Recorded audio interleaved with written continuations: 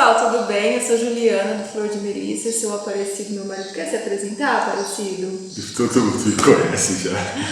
Nós somos um casal espírita que traz aqui no YouTube a proposta do estudo do Evangelho segundo o Espiritismo. Fiquem conosco, compartilhe o vídeo, curte e deixe um comentário aqui embaixo para o YouTube entender o engajamento desse conteúdo e oferecer para mais pessoas. Obrigada. Muitos os chamados e poucos os escolhidos. E tem 13 instruções dos Espíritos. Dar-se-á aquele que tem. Seus discípulos, se aproximando, lhe disseram: por que lhes falais por parábolas? E lhes respondendo disse: é porque para vós outros foi dado conhecer os mistérios do reino dos céus, mas para eles não lhes foi dado, porque a todo aquele que já tem se lhe dará ainda, e estará na abundância. Mas para aquele que não tem, se lhe tirará mesmo o que tem.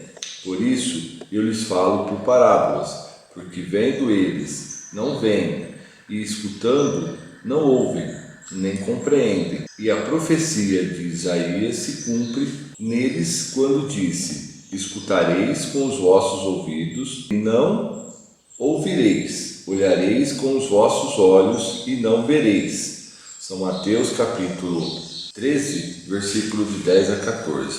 Prestai bem atenção naquilo que ouvis, porque se servirá para convosco da mesma medida, da qual vos servirdes para com os outros, e vos será dado ainda mais, porque se dará àquele que já tem, e para aquele que não tem, se lhe tirará mesmo o que tem. São Marcos capítulo 4, versículo 24 e 25. Senhor Jesus, Mestre querido, Deus, Pai misericordioso, amigos espirituais compromissados com o Evangelho de Jesus, organizadores desta casa, que preparam o ambiente antes da nossa chegada para receber todos os companheiros da espiritualidade. Recebem o amparo, as respostas para as suas dores, para as suas dúvidas, para que consigam, junto de nós, continuar a caminhada em busca de transformação nos nossos sentimentos íntimos. Obrigado por estar ao nosso lado, por mais um estudo que se inicia. Que assim seja, Senhor Jesus. Que assim seja. Vamos dar continuidade ao capítulo 7. Bem-aventurados os pobres de espírito. Em 3, todo aquele que se eleva será rebaixado. Nesse mesmo tempo, os discípulos se aproximaram de Jesus e lhe disseram: quem é o maior no reino dos céus? Jesus, tendo chamado uma criança, colocou-a no meio deles e lhes disse: eu vos digo em verdade que se vós não vos converterdes e se não vos tornardes como crianças, não entrareis no reino dos céus. Todo aquele, pois, que se humilhar e se tornar pequeno como esta criança, será o maior no reino dos céus. E todo aquele que recebe em meu nome uma criança, tal como acabo de dizer, é a mim que recebe. São Mateus, capítulo 18, versículos de 1 a 5. É bem claro para nós, essas passagens de Jesus, para o entendimento. Só que nós não compreendemos durante as nossas ações. A gente entende quando a gente estuda, quando a gente lê, ou mesmo quando a gente ouve, e é o que acabou de falar no Evangelho, aberto ao acaso. A gente ouve, mas a gente não tem ouvidos para ouvir. A gente só escuta, entra aqui e sai aqui. Porque na hora da dificuldade, ou no dia a dia, não precisa ser só na dificuldade, a gente não coloca em prática. Quando Jesus fala da criança, a criança carrega inocência, doçura, humildade, e nós, durante qualquer atividade do nosso dia a dia, a gente acaba deixando todas essas coisas de lado. A gente se eleva acima dos outros, se coloca numa posição como se fosse mais favorável àquele que passa por alguma dificuldade. A gente não tem doçura, a gente não tem inocência, muito pelo contrário, a gente tem sempre a malícia, o interesse, nós somos maliciosos, nós somos interesseiros, a gente está sempre movido pelo interesse. É natural, o ser humano, ele age realmente por interesse em todas as suas ações, isso é natural. ainda é assim. Só que a gente tem que pensar qual o sentimento que movimenta esse interesse. Quando Jesus dá o exemplo da criança, ele traz para nós essa inocência. E olha como nós somos maliciosos, porque quando a gente fala inocência, a gente fala assim, nossa, mas se eu for inocente no mundo de hoje, eu vou ser passado para trás. Os leões vão me comer. Eu preciso ter malícia. E aí que você falou lá atrás, um pobre de espírito, né? Exatamente. Um exemplo claro, eu já dei esse exemplo com esse tipo de colocação. A pessoa acaba de tirar a carteira de motorista. Aí eu falo assim, nossa, acabou de tirar a carteira de motorista, é inocente ainda, não tem a malícia do trânsito. Qual que é a malícia do trânsito? O que eu estou querendo dizer com isso? O que é isso? Né? Então a gente não vai ficar falando sobre isso aqui, mas é só para fazer uma reflexão de como que nós somos. Não sabe dos Paranauê ainda, né? No nosso dia a dia, a gente não faz a gente não traz essa inocência, a inocência da pureza.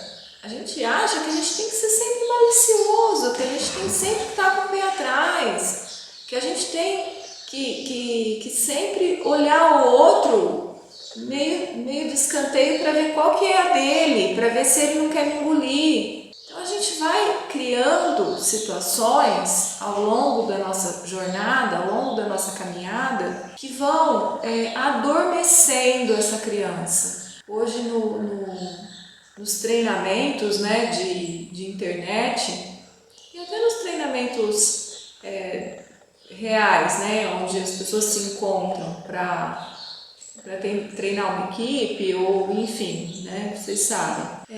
Fala-se muito da criança interior, né?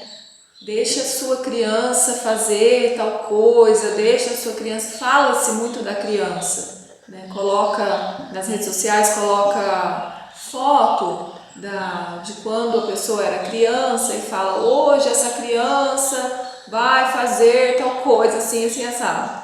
Isso é mais ou menos o que a gente está falando aqui, só que com viés da mídia social. Mas o que interessa não é ficar colocando foto na internet, o que interessa é a ação. A gente tem que aprender a agir. Não adianta ficar colocando foto e não fazer. Eu tenho que agir, eu tenho que na hora do meu dia a dia ali, deixar realmente com que essa criança acorde e traga para o meu coração essa ternura que Jesus pede, né? Essa doçura. O quanto a gente é doce quando a gente vai lidar em uma situação que nos tira a paciência? Nada. E adianta eu não ser doce ou eu não ser paciente? Vai resolver aquela situação? Não. Às vezes só vai deixar um pouco mais difícil. A gente precisa começar a trazer isso para o nosso dia a dia. E eu sei, gente, que em algumas situações é muito difícil. Em algumas situações pode parecer assim que eu estou sendo, como fala, que eu estou sendo romântica, que eu estou sendo, que isso é uma utopia, que isso não existe, que no dia a dia não é impossível fazer isso. Sabe por que a gente acha que é impossível fazer durante uma dificuldade grande? Porque a gente não faz nos momentos menores. É por isso. Em estudos passados, eu já falei, essas coisas aqui, elas são um exercício, como ir na academia, como praticar uma atividade física, são exercícios. Quando eu estou desabilitado no meu organismo, há anos sem fazer exercício físico, eu volto a fazer exercício físico, eu já vou começar a levantar um peso muito grande? Não, eu vou começar, às vezes não coloco carga nenhuma naquele aparelho. É isso. Nas coisas menores, nas coisas pequenas, a gente vai exercitando, exercitando. A hora que a gente vê numa dificuldade grande, eu já estou colocando em prática aquilo que eu comecei com uma coisinha pequena, sobre Jesus, trazendo para nós um exemplo vivo, né? Aquela criança. O que nós temos que fazer? Olha que coisa bonita. O que a gente precisa fazer? Humildade, sempre. Humildade, humildade, humildade em qualquer coisa que a gente for fazer. Humildade, nos colocando sempre. Se a gente aprender a se colocar abaixo desse Deus, porque se a gente for analisar friamente, muitas vezes a gente se coloca acima de Deus. Ah, eu não. Coloca, gente. Só fazer uma análise fria. Então, se a gente começar a aprender a se colocar abaixo desse Deus que comanda tudo, que sabe de tudo, que sabe o que é melhor para mim, eu já vou estar um passo largo para a prática da humildade. E olha como que a gente se coloca acima de Deus às vezes. Só quando eu estou questionando uma situação que me acontece e eu não aceito, eu estou me colocando acima dele. Porque eu não estou aceitando o que ele fez para mim. Como que Deus pode fazer isso? O que tem nessa frase? Deus errou, Deus não é justo, eu faria melhor. Se estivesse comigo, eu não faria isso. Deus fez, não tá bom. Então, o estudo de hoje foi esse, gente, rapidinho. A gente fica escutando uma pessoa falar quando está dando um exemplo de Deus e é gostoso porque a gente vai refletindo como nós somos e a gente, de uma certa maneira, não vai nos comprometendo. Então a gente prefere escutar o outro falar porque o outro está dando os exemplos, ele está se comprometendo e nós não estamos nos comprometendo. Então a gente está silenciosamente refletindo tudo o que nós somos intimamente, sem o compromisso de mostrar a nossa cara. Então é mais fácil a gente escutar. Por isso que numa casa espírita, normalmente, o palestrante fala, 1 hora, 2 horas, fica todo mundo parecendo um monte de boneco ali, sincronizado, olhando para a cara do palestrante, como se não estivesse entendendo nada. Mentira, está todo mundo entendendo, mas ninguém está querendo se comprometer. Está todo mundo intimamente refletindo sem se comprometer. E esses exemplos que a Juliana acabou de dar, e o que eu li no Evangelho, porque eu não entendi quase nada na hora que eu li no Evangelho, e aí graças a Deus, Deus é misericordioso e vai dando essas explanações e a gente vai ligando as coisas, o porquê que saiu o Evangelho que saiu. Além de nós resgatarmos, o que eu penso, pessoal, além de nós resgatarmos a criança que existe dentro de nós, no ponto de sinceridade, né, da inocência na questão de sinceridade, de não estar contaminado com essa malícia do mundo, o que eu penso, a gente pode, a partir do momento que nós temos o conhecimento de que o caminho é esse, o caminho é ser sincero, o caminho é ser verdadeiro, e aí a gente se depara com tanta coisa errada que tem dentro de nós, mas como que eu vou ser sincero se eu fiz tanta coisa errada até agora? Como que eu vou ser sincero se eu menti, eu não fui honesto? Como que eu vou ser sincero? Então, como que eu vou corrigir tudo isso? A gente entra meio que num parafuso, eu não dou conta, eu fico ali bloqueado. Todas as oportunidades que você tiver a partir de agora, começa diferente. É o que Francisco Xavier fala. Né? Ninguém pode voltar atrás e fazer um novo começo, mas todo mundo pode começar agora e fazer um novo fim. Não adianta, nós não vamos conseguir mudar o que a gente já fez. A pessoa que está com raiva da gente vai continuar com raiva da gente. A pessoa que foi prejudicada por nós vai continuar sendo prejudicada por nós. Mas aquela pessoa que bater na nossa porta precisando de ajuda e a gente agir diferente, ela não vai ser mais um que vai estar com raiva da gente. Ela não vai ser mais um que vai ser prejudicado por nós. Então, se a gente começar a partir de agora, nós não vamos transformar o que foi feito para trás, mas nós vamos ter menos peso a partir de então. Então, o que você estava falando aqui, eu entendo dessa maneira, você entendeu? Porque é muito difícil. Se eu falar, tá bom, eu já sei e eu vou voltar a 5 anos atrás com uma pessoa que eu fiz mal ou com uma pessoa que eu prejudiquei e vou corrigir. Ela não vai estar aberta, porque ela não teve o despertar que eu tive. Aí eu vou gerar uma outra frustração, porque eu vou resgatar um sentimento que estava de uma certa forma paralisado, vou trazer ele à tona, não vou conseguir trabalhar ele. Então, vamos fazer a partir de todas as oportunidades que a gente tiver. E o que?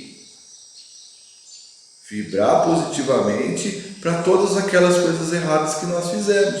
Então não adianta, porque um exemplo meu, se eu for ficar me cobrando o que eu fiz a partir do momento que eu despertei para a doutrina espírita, eu não vou conseguir. Vou precisar de nem sei quantas encarnações para conseguir transformar, para conseguir corrigir, porque não depende só de mim, depende de todas as pessoas que estavam envolvidas. Todo mundo precisa querer transformar, todo mundo precisa despertar para isso. Então, pessoal, que vocês continuem no silêncio da reflexão, visualizando os vídeos, né, compartilhando com as pessoas que vocês acham que merecem ter essa pílula de conhecimento. E a partir da oportunidade que vocês tiverem, junto comigo, junto com a Juliana, que consigamos fazer diferente, para ter menos peso nas nossas costas. Gente, ele falou uma coisa que, assim, da sinceridade da criança, eu não tinha dado esse exemplo, assim, e da sinceridade que não está contaminada, né? Isso mas nós somos espíritos, e esse espírito já vem com a sua carga, mas para que serve a infância?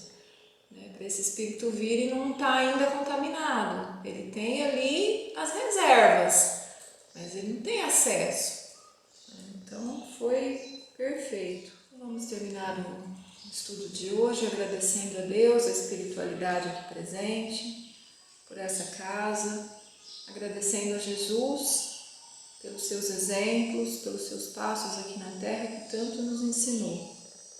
Que nós tenhamos condições durante esta semana de colocarmos a humildade em prática, de deixarmos a doçura que ainda está adormecida nos nossos corações, através das nossas atitudes, através do nosso olhar, que muitas vezes julga, que muitas vezes condena sem nenhuma palavra.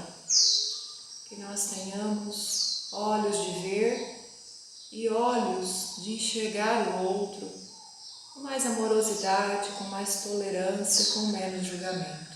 Todas as pessoas que precisam de boas energias, de bons fluidos, que recebam a nossa prece, que sejam atendidas em suas necessidades, que a nossa água seja fluidificada com o remédio necessário para as nossas dores e aflições do corpo e do espírito, e que nós tenhamos muita força para vivermos as provas e as expiações que são colocadas no nosso caminho para o nosso engrandecimento espiritual.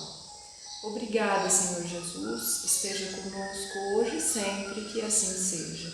Que assim seja, Senhor Jesus. Obrigado. De Jesus, não, quem manda aqui sou eu. Fazendo o contrário. E adianta? Se tivesse nas minhas mãos, não aconteceria isso. Fala agora. A gente pode ficar aqui batendo em palma. Coitada da espiritualidade. De dois retardados tem que fazer conta. Ai, parecido, quer ver quando um de nós morrer, né?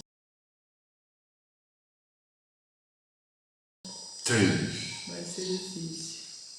Oi, pessoal. Parecido, olha pra câmera. Eu falando oi, pessoal, você...